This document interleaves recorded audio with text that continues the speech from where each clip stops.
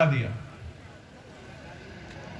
जिताने के बाद आपने देखा वो जुमला वाली पार्टी ने एक भी जो इनने वादा करा था, एक भी वादा वो पूरा नहीं कर पाए। और आज जो आपका ये पूरा जो क्षेत्र है, इससे पैसे कमाने के अलावा ये सरकार कोई काम नहीं करती है। आपके पास आती है सिर्फ पैसा कमाने के लिए। यहां रोड बनता है तो उसमें कमीशन लेने के लिए वो पार्टी आती है।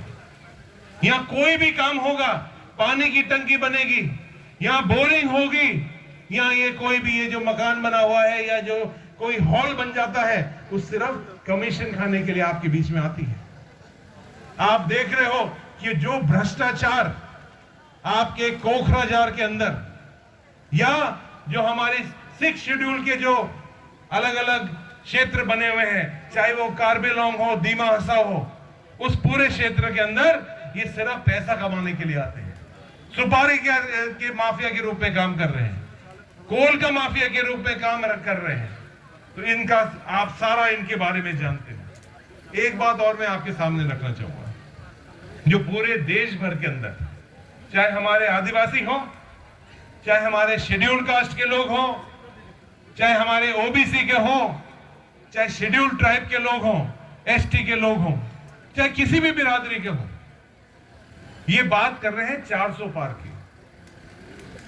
400 पार 275 के अंदर सरकार बन जाती है, 275 में सरकार बन जाती है। लेकिन इनको चाहिए 400 पार, 400 चाहिए इनको। 400 इसलिए चाहिए कि संविधान बदल सके। जो बाबा साहब अंबेडकर ने जो आपको, और चाहे कोई अमीर आदमी हो, चाहे कोई गरीब आदमी हो, चाहे कोई दिल्ली में रहता हो, गुवाहाटी में रहता हो और कोखराझार में रहता हो, आपका मान और सम्मान वितना का वितना है।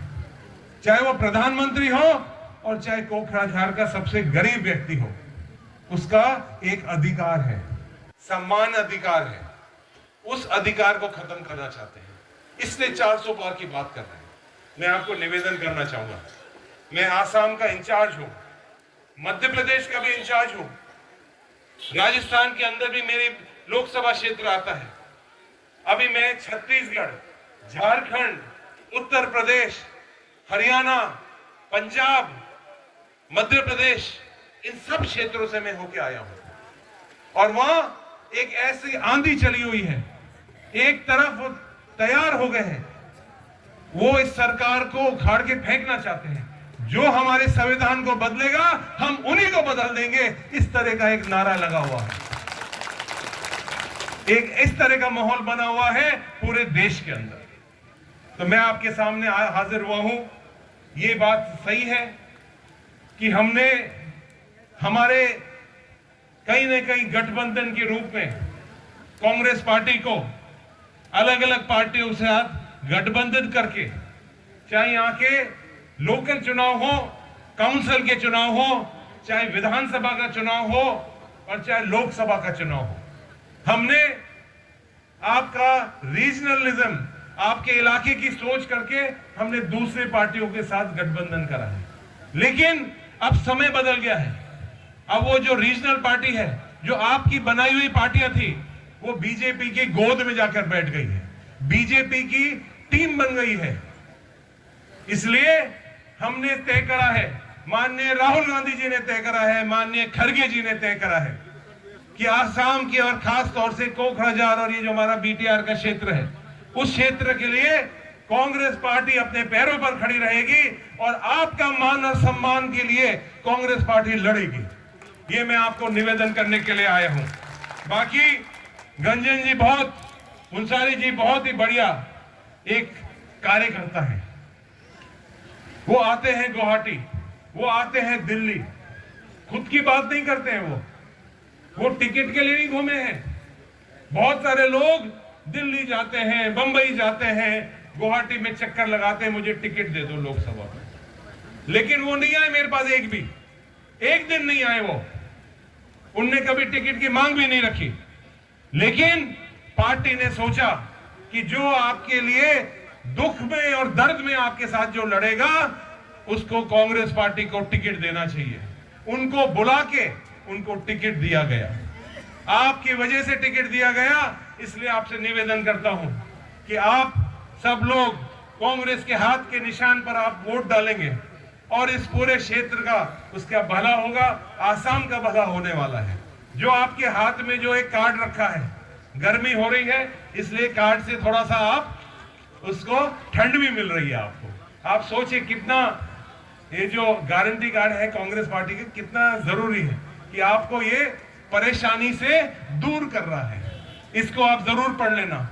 इसमें ये नौजवान साथी जो यूथ के लोग बैठे हुए हैं, इनको इनके परिवार को, एक परिवार के अंदर 1 लाख रुपए इनके रोजगार के लिए लिखा हुआ है। जो खेती करते हैं वो उसमें एमएसपी के बारे में लिखा हुआ है। जो हमारी माता बहनें, मेरी माता बहनें बैठी हुई हैं, उनके परिवार के लिए 1 लाख रुपए लिखा गया है कि आपको अपना सुरक्षित परिवार रहेगा। महंगाई करने की उसके में बात रखी है हमने, एक मान और सम्मान की बात रखी है।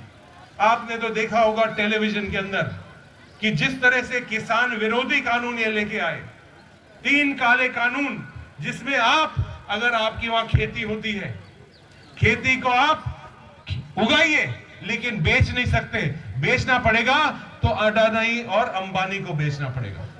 आपने देखा हजारों और लाखों किसानों ने दिल्ली को घेर कर लिया, 11 महीने तक बैठे रहे रोड के ऊपर, 750 लोगों की मौत हो गई, लेकिन मोदी सरकार ने सोचा इनसे मैं बात नहीं करूंगा। इतना ज्यादा अहंकार हो गया है उनको। मैं इस मंच से उनसे कहता ही आपको नीचे लाने वाली है। इस बार उनको नीचे ले आइए और आसाम ही नहीं लेकिन देश का भविष्य बनाइए। बहुत बहुत आपका धन्यवाद। जय हिंद, जय भारत।